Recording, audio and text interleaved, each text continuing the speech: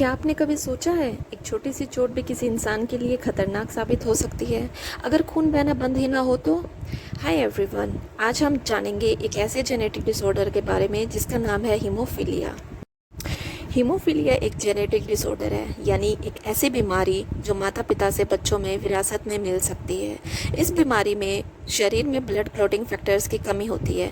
Blood clotting factors यानी जब हमें शरीर पर कहीं भी चोट लगती है तो थोड़ी देर बाद खून अपने आप बहना बंद हो जाता है, क्योंकि वहाँ पर जो है ब्लड क्लॉटिंग फैक्टर्स जनरेट हो जाते हैं। इसी वजह से चोट लगने पर जो है खून रुक जाता है।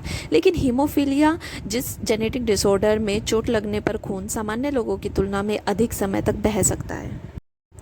अगर टाइप्स ऑफ हीमोफीलिया की बात करें तो हीमोफीलिया मेनली 3 टाइप्स की होती है। The first one is haemophilia A. इसे क्लासिक हीमोफीलिया भी कहा जाता है और ये फैक्टर 8 की कमी के कारण होती है।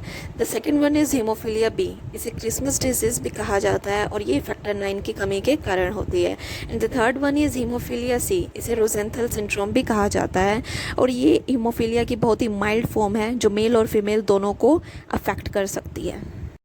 अब अगर हीमोफीलिया के सिम्टम्स की बात करें तो इसमें बार बार नोज़ का ब्लीडिंग होना, शरीर पर बड़े बड़े ब्रूसेस यानी कि निशान पड़ना, मसूड़ों से खून का आना, pain and swelling in joints and चोट लगने के बाद लंबे समय तक ब्लीडिंग का आना, स्टूल या यूरिन में खून का आना, ये सभी सिम्टम्स हैं हीमोफीलिया के।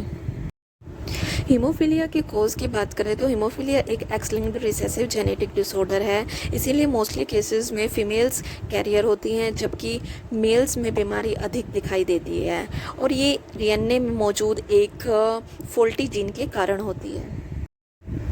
हीमोफीलिया के बारे में एक इंटरेस्टिंग फैक्ट की बात करें तो क्या आप जानते हैं हीमोफीलिया को रॉयल डिजीज़ भी कहा जाता है, क्योंकि ब्रिटेन की क्वीन विक्टोरिया के कई वंशज इस बीमारी से प्रभावित थे।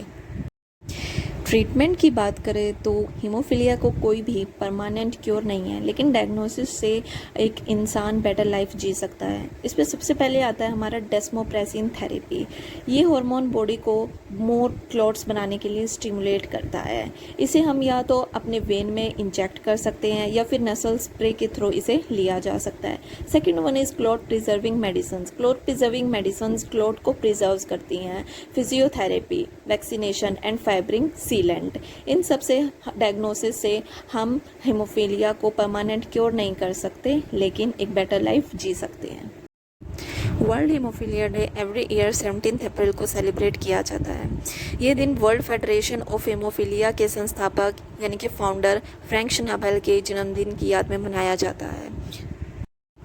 इस साल भी 17 अप्रैल 2026 को वर्ल्ड हीमोफीलिया डे सेलिब्रेट किया गया और इसकी जो थीम थी वो थी diagnosis first step to care, यानी सही पहचान ही बेहतर इलाज की पहली सीढ़ी है। आई होप आपको हीमोफीलिया के बारे में ये सारी इन्फॉर्मेशन हेल्पफुल लगी होगी। अगर वीडियो पसंद आए तो लाइक, शेयर और चैनल को सब्सक्राइब करना ना भूलें। Thank you.